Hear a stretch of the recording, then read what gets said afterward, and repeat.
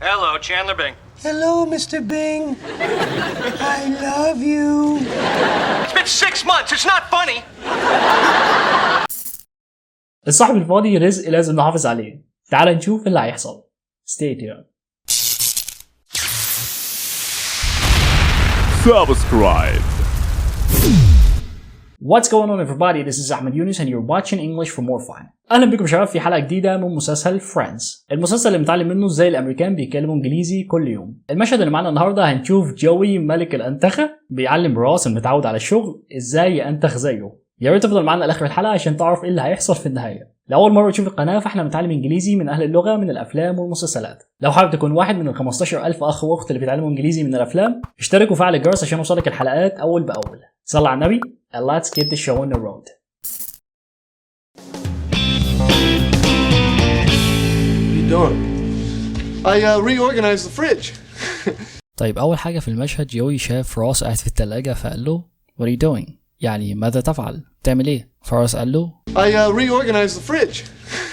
the fridge اللي هي الثلاجة. reorganized الماضي بتاع reorganize. organize لوحدها يعني ينظم أو يرتب. reorganize يعني يعيد ترتيب أو يعيد تنظيم. زي كلمة write يكتب. rewrite يعيد كتابة. do يفعل. redo يعيد فعل. build يبني. rebuild يعيد بناء. طيب سؤال، هل كل الأفعال في الإنجليزي أحط لها RE في الأول فيتغير معناها وتبقى يعيد كذا؟ لا، مش كل الأفعال نقدر نعمل معها كده. الأفعال بس اللي ممكن تكون منطقية إنك تعمل معها كده. زي مثلا open يفتح. reopen يعيد فتح. send يرسل. resend يعني يعيد إرسال. حلو، فالأفعال اللي منطقية يتعامل معها كده نقدر نعمل معها كده. والأسلم برضو خلينا ما نخترعش كلمة قبل ما نتعلمها أو نشوف أجنبي بيستخدمها. تعال نشوف أمثلة على كل الكلمات دي في الأفلام. It's gonna take days for Dorota to reorganize my closet. It's gonna take days for Dorota to reorganize my closet. It's gonna take days for Dorota to reorganize my closet. It's gonna take days for Dorota to reorganize my closet. First off, I want you to rewrite this essay. First off, I want you to rewrite this essay. First off, I want you to rewrite this essay. Maybe I'll redo that one on the other side. Maybe I'll redo that one on the other side. Maybe I'll redo that one on the other side. You and I have to rebuild it together, okay? You and I have to rebuild it together, okay? You and I have to rebuild it together, okay? They need to reopen the factory. They need to reopen the factory. They need to reopen the factory. They need to reopen the factory. I might need you to resend that link. I might need you to resend that link. I might need you to resend that link. I might need you to resend that link. حلو، يبقى جوي قال له بتعمل ايه؟ فراس قال له I reorganized the fridge، يعني أنا عدت ترتيب التلاجة، نظمها يعني من أول وجديد. What are you doing? I reorganized the fridge. What are you doing? I reorganized the fridge. What are you doing? I reorganized the fridge. هيكمل ويقول له See, bottom shelf, meats and dairy. Middle shelf, fruits and vegetables. And top shelf, expired products. كلمة shelf يعني رف. ممكن نقول مثلا Can you reach that book on the shelf? reach يعني يصل أو يطول. Can you reach that book? هل يمكنك أن تصل لذلك الكتاب؟ تقدر تطول الكتاب ده on the shelf على الرف. Can you reach that book on the shelf? طيب كلمة meats يعني لحوم. أنواع مختلفة من اللحوم سواء لحوم حيوانات أو طيور. ممكن نقسم اللحوم حسب اللون، يعني هتسمعهم بيقولوا red meat لحمة حمراء و white meat لحمة بيضاء. اللحمة الحمراء زي إيه بقى؟ زي beef لحم البقرة beef. veal لحم البقرة برضو، بس بتكون البقرة الصغيرة في السن عمرها أقل من سنة، بيكون لحمها أطول شوية. في مصر بنقول عليها لحمة عجالي، يعني جاية من عجل صغير، ابن البقرة اسمه عجل، فعشان كده بنقول عليها لحمة عجالي veal. شايف الخروف الصغير ده اللي بيسموه حمل؟ اسمه بالإنجليزي lamb، البي ما منطقهاش، واللحمة بتاعته برضو اسمها lamb. لما الحمل ده يكبر يبقى ما شاء الله خروف كده زي ما حضرتك شايفه كده، بيسموه sheep. اللحمة بتاعته اسمها mutton أو تقدر تقولها mutton عادي جدا. الحيوان ده اسمه pig خنزير. اللحمة بتاعته اسمها pork pork. لحم الخنزير لونه إلى حد ما بيكون أبيض ولكنه بيصنف في قائمة ال red meat. ال white meat اللحمة البيضة جاية من اسمها بقى لونها بيكون أبيض زي لحم الدجاج chicken، لحم الديك الرومي turkey. ممكن ناخد أمثلة سريعة كده على كل كلمة عشان نعرف نستخدمها، بس أصلا ما ينفعش نعرف الكلمة كده من غير ما نحطها في سياق. وما تقلقش هحط لك أكتر من كلمة في جملة واحدة عشان ما يبقوش كتير. ممكن نقول مثلا Doctors say red meat can raise cholesterol. raise يعني يرفع، cholesterol طبعا يعني كوليسترول، المادة الدهنية اللي بتكون في كل خلية في جسمنا وارتفاعها بيسبب مشاكل صحية. اسمه ايه؟ cholesterol. cholesterol. Doctors say الدكاترة بتقول red meat can raise cholesterol. اللحمة الحمراء ممكن ترفع الكوليسترول. Doctors say red meat can raise cholesterol. Another example. Chicken and turkey are white meat. لحم الدجاج ولحم الديك الرومي يكونوا لحم أبيض. Chicken and turkey are white meat. ممكن نقول برضو I don't like the taste of beef. taste يعني طعم. I don't like the taste of beef. يعني أنا ما بحبش طعم اللحم البقري. I don't like the taste of beef. ممكن برضو أقول لك I don't eat pork because I'm a Muslim.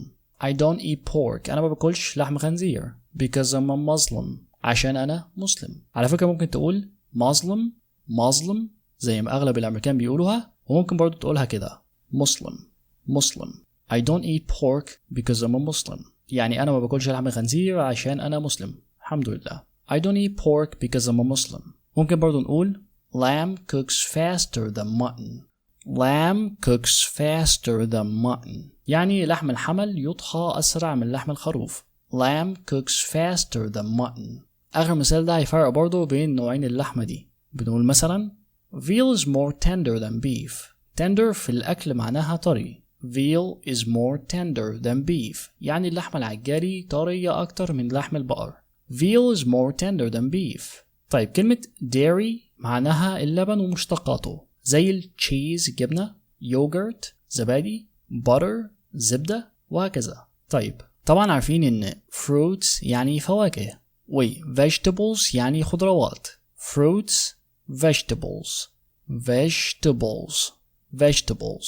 هما بينتهوها كده vegetables. اسمع كده نطقهم من الأمريكان نفسهم. Thank you for that information over there about the fruits and vegetables. Thank you for that information over there about the fruits and vegetables. Thank you for that information over there about the fruits and vegetables. expired يعني منتهي الصلاحية. expired products يعني منتجات منتهية الصلاحية. عكسها fresh products منتجات طازجة. فراس هنا بيقول See, bottom shelf, meats and dairy. شايف الرف السفلي؟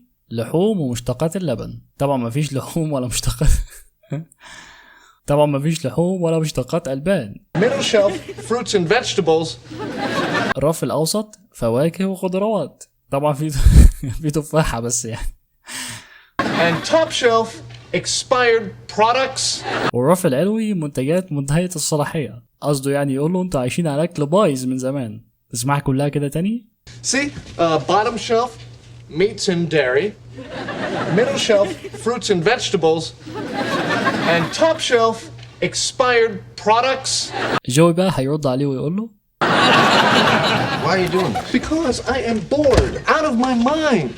bored out of my mind ده تعبير بيتقال على بعضه كده بمعنى حاسس بملل شديد، زهقان جدا يعني. شوف كده I was bored out of my mind. I was bored out of my mind. I was bored out of my mind. I was bored out of my mind. I'm bored out of my mind. I'm bored out of my mind. I'm bored out of my mind. I'm bored out of my mind. هتسمعهم بيستخدموا جملة out of your mind كتير في الأفلام بمعنى مجنون. مثلا عاوز أقول لحد هل أنت مجنون؟ هل أنت عبيط؟ هقول له Are you out of your mind? Are you out of your mind? هل أنت مجنون؟ كده كأنك بتقول له Are you crazy? أنت مجنون؟ شوف كده Are you out of your mind, Tony? Are you out of your mind, Tony? Are you out of your mind, Tony? Are you out of your mind, Tony? I'm not out of my mind. I'm not out of my mind. I'm not out of my mind. I'm not out of my mind. فجو هنا بيقول له Why are you doing this? لماذا تفعل هذا؟ بتعيد ترتيب التلاجة ليه؟ فقال له Because I am bored out of my mind. Because I am bored out of my mind. عشان أنا حاسس بالملل الشديد، زهقان جدا يعني. I've already been to the bank, the post office, and the dry cleaners. لما أقول لحد I have been to مكان معين معناها أنا رحت المكان ده. يعني مثلا ممكن أقولك I have been to London a few times، يعني أنا رحت لندن عدة مرات. ممكن اختصرها زي ما راس اختصرها كده وقال I've been. I have been. I've been to London a few times، يعني أنا رحت لندن عدة مرات. طيب already معناها بالفعل. already. I've already been to the bank، يعني أنا بالفعل رحت البنك. The post office مكتب البريد. and dry cleaners. The dry cleaners هو المكان اللي بتروح تغسل فيه هدومك ولكن مش بالمية. الملابس بتدخل برضو زي غسالة كده وبيتحط معاها مذيبات بتشيل البقع وبعدين تتنشف بالبخار. طيب ايه الفرق بين ال normal cleaning التنظيف الطبيعي اللي بالمية وال dry cleaning التنظيف الجاف؟ الغسيل بالمية طبعا أوفر وبيكون للملابس العادية زي الجينز والقطن وغيره. مشكلته انه ممكن يخلي الهدوم تبهت شوية. انما ال dry cleaning ده بيكون اغلى طبعا وبيكون للبس معين زي البدل والكوتس المعاطف وغيرها، وبيكون اخف على القماش شوية ما بيبوظوش زي المية. تعال نشوف ازاي بيستخدموها الاجانب في الافلام. That's not a dry cleaners, it's a dance club. That's not a dry cleaners, it's a dance club. That's not a dry cleaners, it's a dance club. That's not a dry cleaners, it's a dance club. You're gonna take that dress to the dry cleaners. You're gonna take that dress to the dry cleaners. You're gonna take that dress to the dry cleaners. You're gonna take that dress to the dry cleaners. I've already been to the bank, the post office, and the dry cleaners. I've already been to the bank, the post office, and the dry cleaners. I've already been to the bank, the post office, and the dry cleaners. أنا بالفعل رحت البنك، مكتب البريد والمغسلة الجافة. تعال نكمل ونشوف جوي هيقول له ايه. Dude, you just described 7 days worth of stuff. أخدنا dude قبل كده وقلنا إنها كلمة غير رسمية بقولها لصاحبي بمعنى يا صاح أو يا رجل. طبعا described الماضي بتاع describe يعني يوصف. اسمع كده. Can you describe it to me? Can you describe it to me? Can you describe it to me? And she is much more beautiful than you described. And she is much more beautiful than you described. And she is much more beautiful than you described. And she is much more beautiful than you described. كلمة worth هنا معناها ما يعادل أو ما يكفي كذا. طيب ازاي استخدم المعنى الموجود هنا؟ نقول مثال. ممكن نقول مثلا We brought a day's worth of food. Brought الماضي بتاع bring يعني يحضر.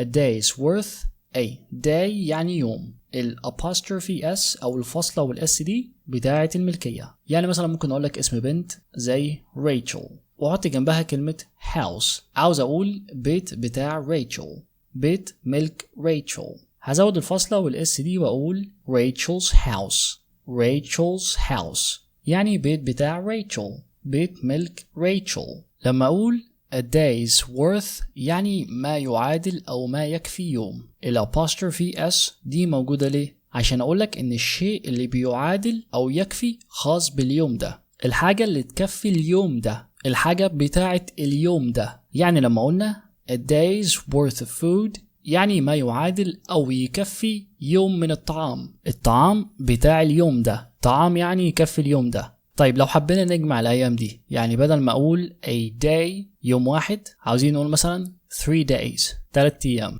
دي هكتبها ازاي؟ قالك هتسيب الاس بتاعت الجمع زي ما هي وتحط بس الفاصلة دي الابوستروفي دي بعد الاس، عشان بس أقولك إن الابوستروفي دي بتاعت الملكية، وأقول 3 days worth of food يعني ما يكفي ل3 أيام من الطعام. أكل يعني يكفي 3 أيام.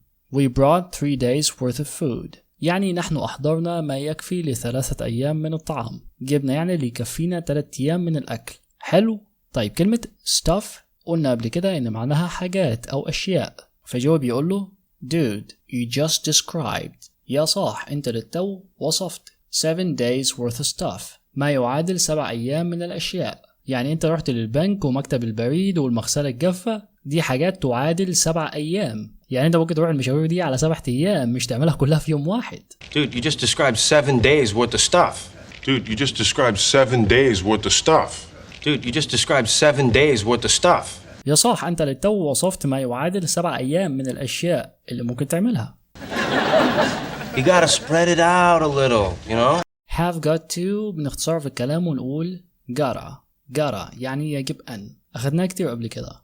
spread out حاجة أو spread حاجة out ده فعل مركب معناها يوزع أو يفرش حاجة. تعال ناخد أمثلة عشان توضح أكتر.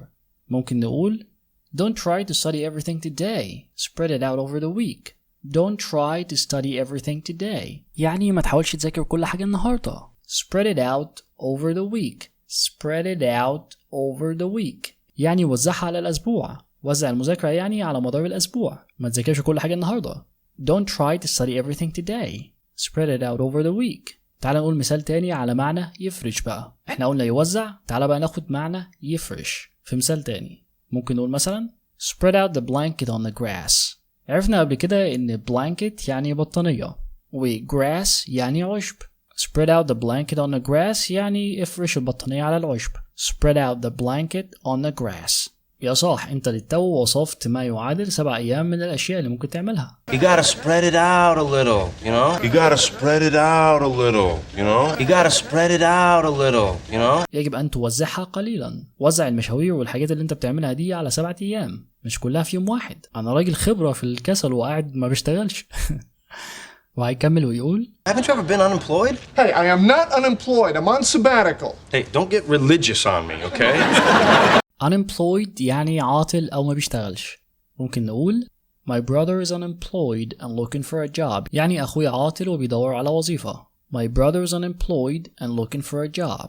طيب كلمة sabbatical دي كلمة مستخدمة في المجال الأكاديمي، بيستخدمها الدكاترة والأساتذة أكتر، ومعناها أجازة تفرغ طويلة الشخص بياخدها عادة لأغراض شخصية زي الراحة أو السفر، أو أغراض تانية زي الدراسة أو تطوير الذات وغيرها. تعال نستخدمها كده ونشوفها في سياق. ممكن نقول مثلا I will take a sabbatical next year to finish my book. يعني أنا هاخد أجازة تفرغ السنة الجاية لأنهي كتابي. هاخد أجازة تفرغ من الشغل يعني عشان أخلص كتابة الكتاب بتاعي. I will take a sabbatical next year to finish my book. ممكن نقول برضو I'm on sabbatical from teaching this year.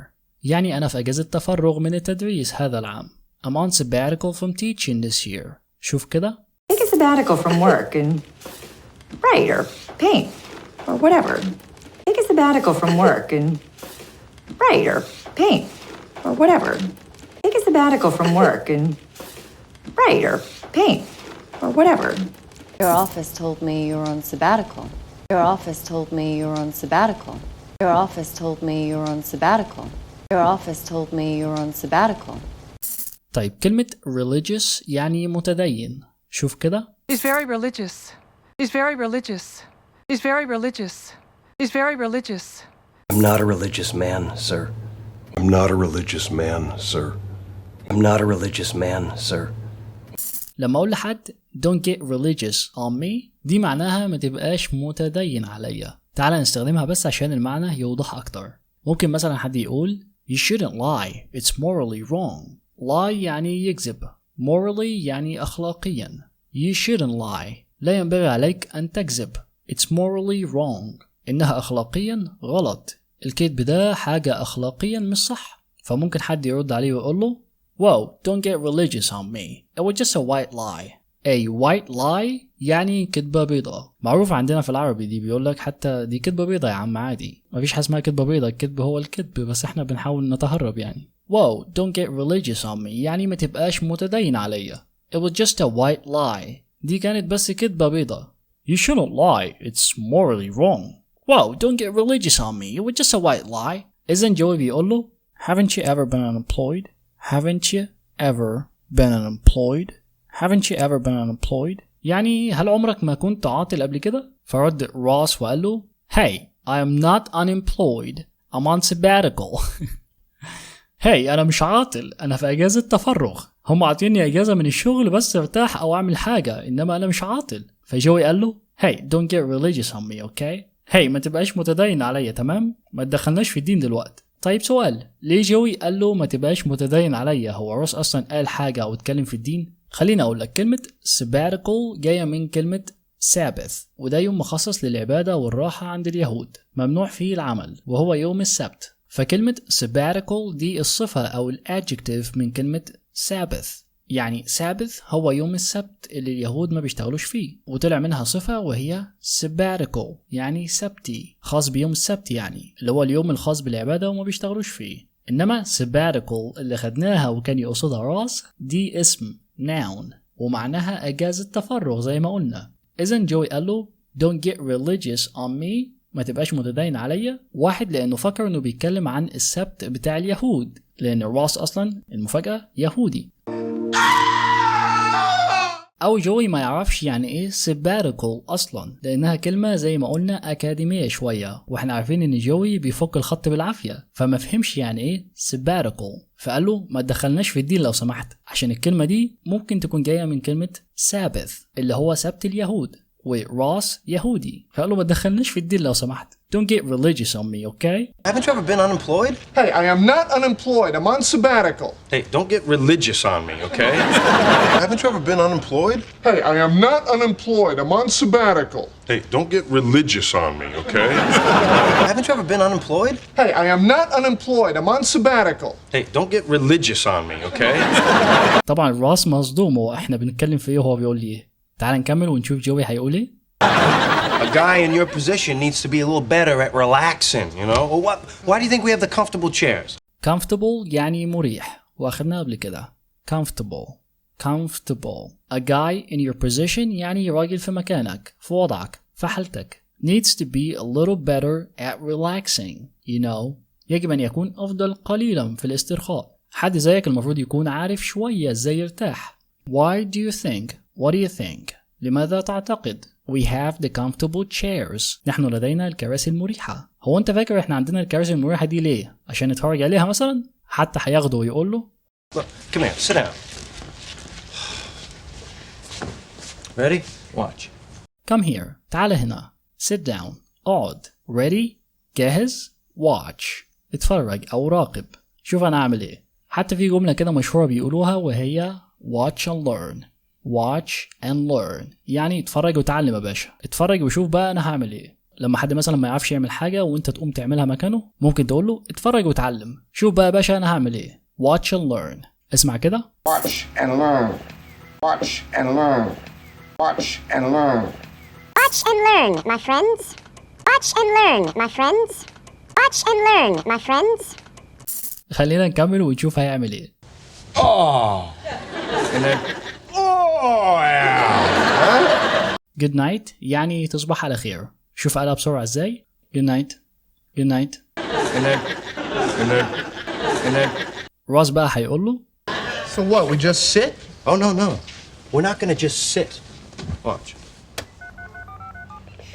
So what? وبعدين we just sit. نحن فقط نجلس. هو ده اللي احنا هنعمله يعني؟ فرد جوي وقال له Oh no, we're not gonna just sit. لا احنا مش بس هنقعد. Watch. اتفرج. شوفني هعمل ايه. Hello, Chandler Bing. Hello, Mr. Bing. I love you. Hello, Chandler Bing. مرحبا Chandler Bing بيتكلم يعني. Hello, Mr. Bing. I love you. مرحبا يا أستاذ بينج، أنا بحبك. بص هيقول لها ايه، قصدي هيقول له ايه. بص كده هيقول له ايه. Alright, whoever this is, stop calling me. It's been 6 months. It's not funny. Whoever يعني أيا من يكن أو أيا يكن. Alright, whoever this is. تمام، أيا يكن هذا. Stop calling me. بطلي تتصلي بيا. It's been 6 months. It has been 6 months. It's been 6 months. بقالها 6 شهور. المكالمة اللي انت بتعملها لي دي من 6 شهور ولسه مكملة. It's not funny. إنه ليس مضحكا. Alright, whoever this is, stop calling me. It's been 6 months. It's not funny.